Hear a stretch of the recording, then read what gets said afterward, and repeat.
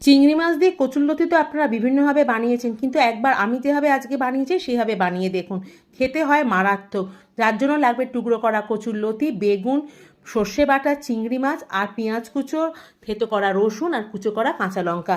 প্রথমে বেগুনগুলোকে হালকা করে নুন হলুদ দিয়ে ভেজে নিন আর কচুরলতিগুলোকে নুন হলুদ দিয়ে ভালো করে ভাপিয়ে নিন। লক্ষ্য রাখতে হবে যেন গলে না যায়। এবার কড়াইতে তেল দিয়ে তার মধ্যে কালো জিরে আর শুকনো লঙ্কা ফোড়ন দিয়ে তাতে থেতো করা রসুন, পেঁয়াজ আর চিংড়ি মাছ দিয়ে একসাথে একটু ভেজে নিন। সঙ্গে যোগ করুন হচ্ছে স্বাদ মতো নুন, হলুদ ও লঙ্কা গুঁড়ো।